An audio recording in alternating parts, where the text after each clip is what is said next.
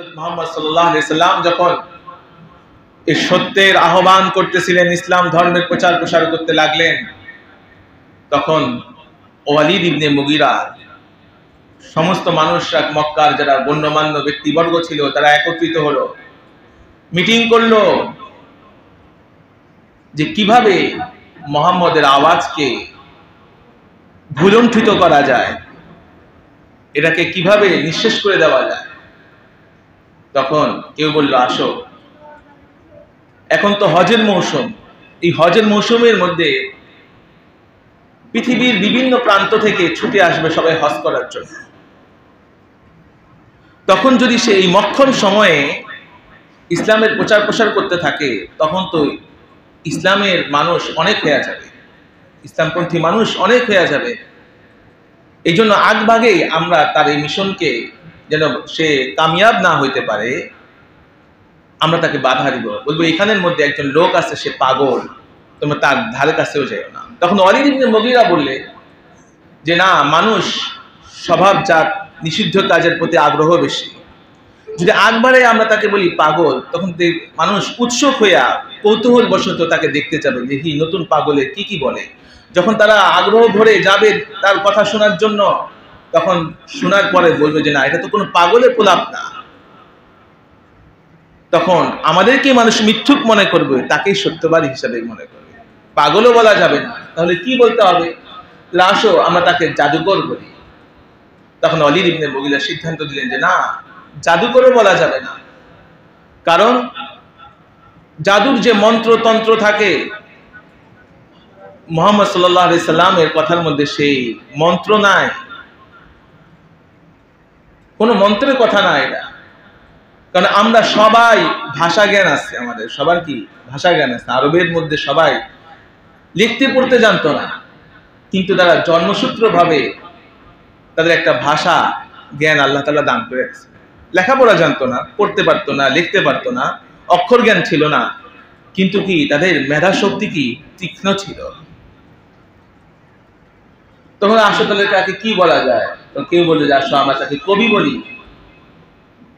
তখন ওয়ালিদ ইবনে মুগীরা বললেন, কবির কথাও তো এমন না, কবির যে কথা আর তার কথার মধ্যে আসমান জমিন ফারাক আছে।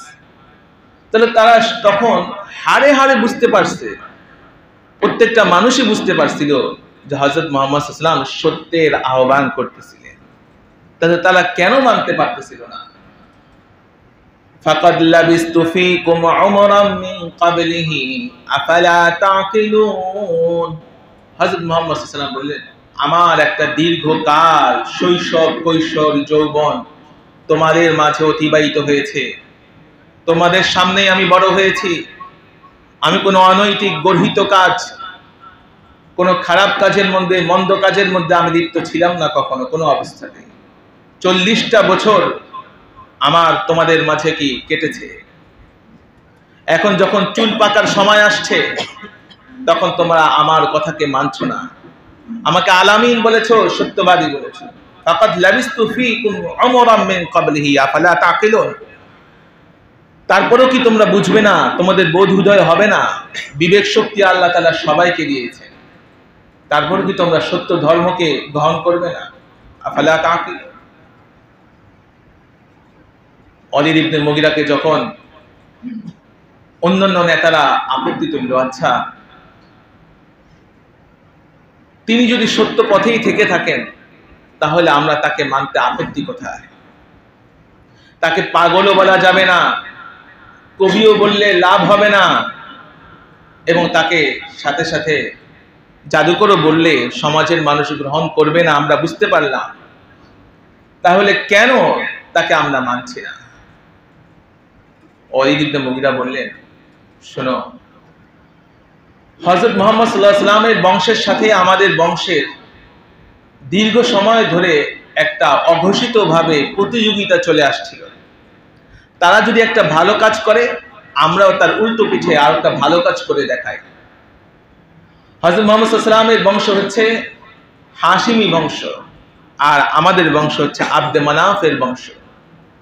এখন হাশিমি বংশ থেকে যখন একজন নবী দাবি করলো, নবী হয়ে উঠলেন, কিন্তু আমরা তো এর বিপরীতে একটা নবী নির্বাচন দেখাইতে পারতেছি না। এই জন্যই আমরা যদি তাকে মানি তাহলে আমাদের বংশ ছোট হয়ে পড়বে আর তার বংশটা উঁচু হয়ে পড়বে। এই জন্যই আমরা তাকে মানতেছি না। আসল কথা যে ক্ষুদ্র থেকে ক্ষুদ্র একটা স্বার্থের জন্য, এই ইগোর জন্য অনেকেই আজকে মুসলমান হইতে পারতেছে। একটা ইগো কাজ করে সব জায়গার মধ্যে। আমার চিনছস, এই কথাটা অনেকে কয়, কিছু হলেই লাগালাগি করলে, মারামারি কাটাকাটি হলে আমি কে, এই যে আমাকে চিনছস, এই কথাটা প্রায় হয় সব জায়গার মধ্যে। কেন এটা হবে? আমি কি? আমার রক্ত মাংস করে একজন কি মানুষ। আমার শুরুতেও ছিল এক ফোঁটা নাপাক। ছিলাম না আমরা এক ফোঁটা নাপাক? না, ছিলাম না। এক ফোঁটা নাপাক থেকে আমার সৃষ্টি। আবার যখন মরে যাব তখনও কি দুর্গন্ধ, লাশের দুর্গন্ধে কেউ আসতে পারবে না। সব দুর্গন্ধ ছাড়া আমি আর কি আছি? দুই দুর্গন্ধ। শুরুতেও আমি গন্ধ নিয়ে জন্মগ্রহণ করছি, আবার যখন মরার পরেও গন্ধ ছড়াবে। মাঝখান দিয়েও পেটে একটা বিশাল দুর্গন্ধ নিয়ে কি বহন করে চলতেছে। পেটের মধ্যে সবার দুর্গন্ধ নাই? তাহলে কিসের এত দম্ভ, অহংকার, অহমিকা, বড়াই, গর্ব?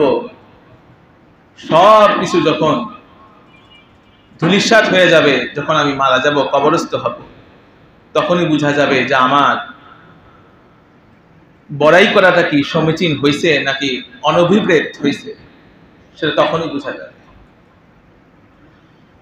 হযরত মুহাম্মদ সাল্লাল্লাহু আলাইহি ওয়াসাল্লাম যখন রাতের বেলায় নিজ ঘরের মধ্যে তাহাজ্জুদ নামাজের মধ্যে কোরআন তেলাওয়াত করতেন, ঘটনার চক্রে এরকম প্রায় মক্কার শীর্ষস্থানীয় কাফেররা তার তেলাওয়াত শুনতে আসতো। এক রাতে আবু জাহেলও আসলো, আবু সুফিয়ানও আসলো, আখনাস ইবনে শুরাইকও আসলো। সারা রাত ধরে তারা কোরআন শরীফ তেলাওয়াত শুনলো। যখন ভোর হবে, আলো ফুটবে, ঠিক এমন অবস্থাতে তারা চলে যাইতে উদ্যোগ নিল রাস্তার মোচরের মধ্যে। তখন তিনজনের সাথে একে অপরের দেখা দেখি হয়ে গেল। যখন দেখা দেখি হয়ে গেল তখন বললো, কি ব্যাপার, মুহাম্মদ সাল্লাল্লাহু আলাইহি ওয়াসাল্লামের ঘর থেকে তুমি কেন আসতেছো? সেও পাল্টা প্রশ্ন করলো, আমি তো আমতা আমতা করে বলল যে আমি তো আসছি যে হযরত মুহাম্মদ সাল্লাল্লাহু আলাইহি ওয়াসাল্লামের কোরআন তেলাওয়াত কে কে শুনতে আসে।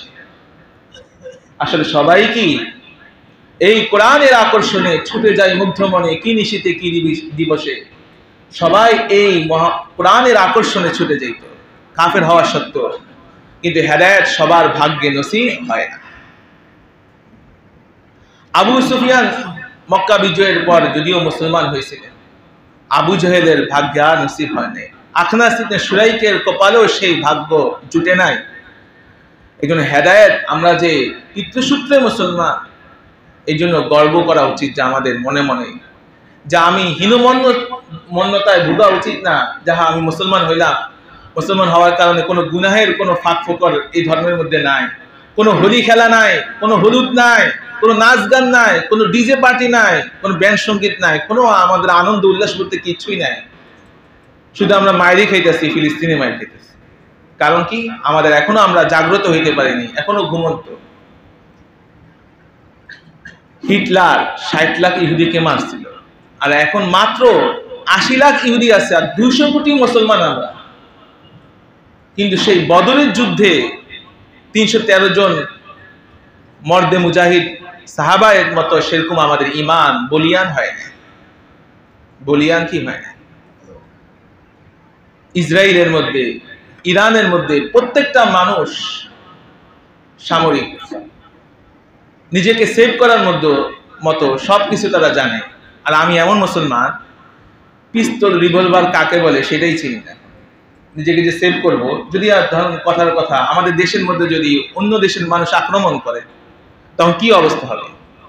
সেভ করব কিভাবে নিজেকে? আমি নিজেও তো কখনো কোনো পিস্তল, রিভলভার কাকে বলে, বন্দুক কাকে বলে, এই তিনটার মধ্যে পার্থক্য কি সেটাও বুঝি না।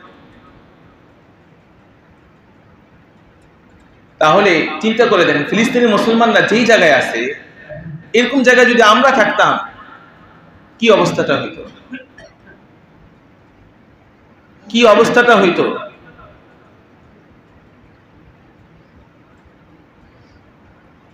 আর আমরা এখন খেয়াল তামাশার মধ্যে মগ্ন।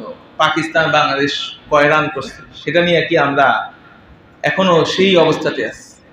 আমাদের বোধ উদয় হয় নাই। হাজার হাজার মানুষকে তারা টার্গেট করে করে ইসরায়েলরা, সন্ত্রাসীরা মেরে ফেলতেছে, শিশু বাচ্চা থেকে রেহাই পায় নাই। অপরদিকে ফিলিস্তিনি হামাস মুসলমানরা শিশুদেরকে আদর যত্ন করতেছে, সেবা যত্ন করতেছে, বন্দীদের সাথে কি ইসলামের যে নিয়ম সেটাও তারা রক্ষা করতেছে, চিকিৎসা দিতেছে। এটাই হচ্ছে পার্থক্য। কারণ আমাদের কাছে সেই শক্তিশালী মিডিয়া না যা আমাদের পক্ষে কথা বলবে। সব মিডিয়াতে কাদের দখলে? হার্ভার্ডের স্টুডেন্টরা পর্যন্ত আন্দোলন করছে, তো তাদেরকেও বলছে চাকরি ভবিষ্যতে আর তারা পাবে না, কারণ তারা কি ফিলিস্তিনের পক্ষে আন্দোলন করছে। কারণ হার্ভার্ডের শীর্ষস্থানীয় এই চালায় কারা? ইহুদিরা। মাত্র 80 লাখ ইহুদি, তাদের কোনো দেশ নাই, রাজত্ব নাই, কিচ্ছু নাই, কিন্তু সারা পৃথিবীর মধ্যে সব বড় বড় জায়গার মধ্যে কি ইহুদিদের বিচরণ, প্রভাব, কর্তৃত্ব।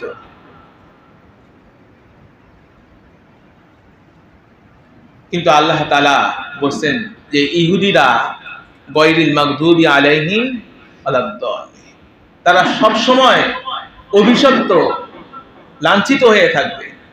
আসলেই তো প্রত্যেকটা জাতির একটা দেশ আছে, সংখ্যাগরিষ্ঠ মুসলমান আমরা আছি এই দেশের মধ্যে, যেহেতু সংখ্যাগরিষ্ঠতা, এটা মুসলমানদের দেশ, ইসলামী দেশ না।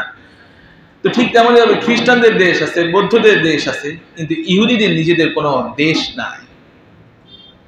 তাদেরকে আশ্রয় দিয়েছে এই ফিলিস্তিনিরা, দয়া করছিল, আর উপকারে ঘাড়ে লাথি এখন তারাই খেতেছে, তাই না? এই আল আকসা মুসলমানদের প্রথম কিবলা, এটাকে নিয়ে তো আমাদের ঐক্যবদ্ধ হওয়া উচিত ছিল, যা আমরা অর্থ করে দিয়ে, টাকা পয়সা দিয়ে, আমাদের শরীর দিয়ে আমরা সেখানে মুসলমানদের পাশে দাঁড়ানো উচিত ছিল। সব দেশের থেকে মুসলমানরা যদি, যারা বিমান বাহিনী আছে, সেনাবাহিনী আছে, নৌবাহিনী আছে,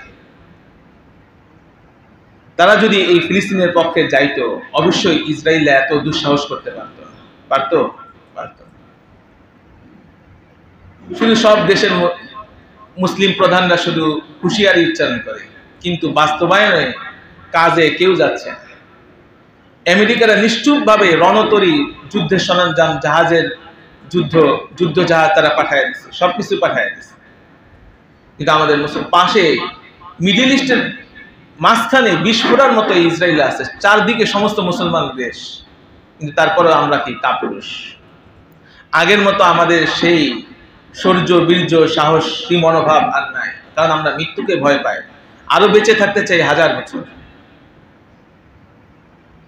হযরত মুহাম্মদ সাল্লাল্লাহু আলাইহি ওয়াসাল্লাম যখন যুদ্ধ করছিলেন, 313 জন মাত্র মুসলমান, কিচ্ছু ছিল না, ঢালপালা কিচ্ছু ছিল না, অস্ত্রশস্ত্র কিচ্ছু ছিল না। আর অপরদিকে অস্ত্রে শস্ত্রে সজ্জিত 1000 জন কাফেররা আবু সুফিয়ানের নেতৃত্বে আসছিল। তারা কি শোচনীয়ভাবে পরাজয় বরণ করেছে। আল্লাহ তাআলার পক্ষ থেকে সাহায্য আসছে। বদরের যুদ্ধে যে আল্লাহ আছেন, সে আল্লাহ কি এখনো নাই? সে আল্লাহ এখনো আছে, কিয়ামত পর্যন্ত থাকবে। অন্তরটা আমাদের সেরকম নাই, শুধু মুখে মুখে কি আমরা বিশ্বাস করি। আবার কিছু লোভ পাইলে, কিছু যদি উপঢৌকন লোভ, চটকদার লোভে আমাদেরকে প্রলোভন দেখানো হয়, তখন আমরা সেই দলেই যাই। তাহলে আমাদের মাথাটার কি দাম আছে? আমরা বিকৃত মাথাটা কি বিক্রি হয়ে গেছে। এটাই শুধু পার্থক্য। এখন আমাদের এই ফিলিস্তিনি মুসলমান ভাই বোনদের জন্য শুধু দোয়া করা ছাড়া আর কোনো কিছু নেই, উপায় নেই। এতটুকু শুধু করতে পারি, কিন্তু যাদের যে দায়িত্ব রাষ্ট্রপ্রধানদের, সেই দায়িত্ব তাদেরকে পালন করতে হবে। কারণ কিয়ামতের ময়দানে জিজ্ঞাসা করা হবে তাদেরকে। ফিলিস্তিনি মুসলমানরা সাহায্য চাইতেছেন, তখন শেষ পর্যন্ত তারা নিরাশ হয়ে বলছেন যে আল্লাহই আমাদের এখন সাহায্য করতে। কোনো আরব না, অনারব না, কোনো দেশের মুসলমানরা আমাদেরকে সাহায্য করতে পারবে না। সাহায্য করার মালিক একমাত্র আল্লাহ তাআলাই। সমস্ত বিশ্বের মুসলমানরা 5 ওয়াক্ত নামাজ পড়ে, আর আমরা নামাজ পড়তেছি দৈনিক 6 ওয়াক্ত। জানাজা নামাজ 5 ওয়াক্ত নামাজ তো পড়তেছি, সাথে সাথে দৈনিক ফরজের মতোই জানাজা নামাজও পড়তে হইতেছে। আবাল বৃদ্ধ শিশু বনিতা সবাই এই হামলা থেকে কি রেহাই পায়? শিশু থেকে মহিলা পর্যন্ত, বৃদ্ধ পর্যন্ত, অসুস্থ, হাসপাতাল, কেউ রেহাই পায় না। আপনি আমি যদি একটা আক্রোশে থাকি, জিদে থাকি, তখন দেখবেন যে যদি পাইতাম ইসরায়েলদেরকে মারতাম। কিন্তু যারা ইসরায়েলে যুদ্ধের মধ্যে আসে নাই, অংশগ্রহণ করে নাই, তারা তো নিরপরাধ, তারা তো হামলা থেকে অবশ্যই মুক্ত। কিন্তু আপনি আমি চিন্তা করে দেখি যে আমার একই পরিবারের 22 জন মানুষ মারা গেছে, শহীদ হয়ে গেছে। একই পরিবারে আমার বাপ মা নাই, যে কোনো সময় আমি আতঙ্কের মধ্যে আছি, আমিও নাই হয়ে যেতে পারি, আমার সন্তান, আমার বাবা মাও নাই হয়ে যেতে পারে। এমন একটা পরিস্থিতির মধ্যে আমি আছি। অবশ্য দেশ আমার, মাটি আমার, সবকিছু আমার। উড়ে এসে জুড়ে বসেছে যেই ইসরায়েলিরা, তাদের এগুলো কিছুই না, দখলদার আগ্রাসনী বাহিনী, আগ্রাসন করতেছে। চিন্তা করে দেখেন, সেই জায়গার মধ্যে যদি আপনি আমি কোনো ইসরায়েলকে পাই, আমি ফিলিস্তিনি মানুষ, অথচ সে হামলা করার জন্য আসে নাই, তখন আমি জিরে কি করতাম, তাকে মেরে ফেললাম। এটাও কিন্তু ইসলাম অনুমোদন দেয় না। কারণ যে যুদ্ধের জন্য আসছে, যে যুদ্ধ করতেছে সবল শক্তিমান, তার সাথে তোমার যুদ্ধ হবে। আর যে অক্ষম অসহায়, তার সাথে তো কোনো যুদ্ধ নাই। তাহলে তুমি কাপুরুষ হয়ে গেলা।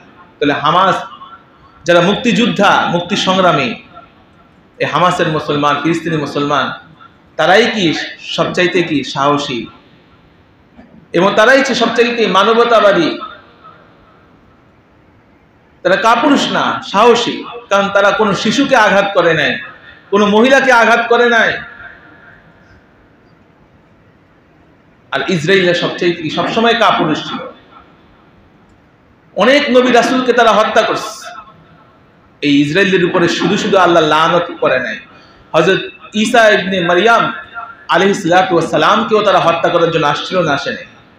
তারপর আল্লাহ তাআলা হযরত ঈসা ইবনে মারইয়াম আলাইহিস সালাতু ওয়াস সালামকে দ্বিতীয় আসমানের মধ্যে নিয়ে গেছে, না নেন নাই। তিনি এখনো জীবিত অবস্থায় আছেন। আবার যখন সময় হবে,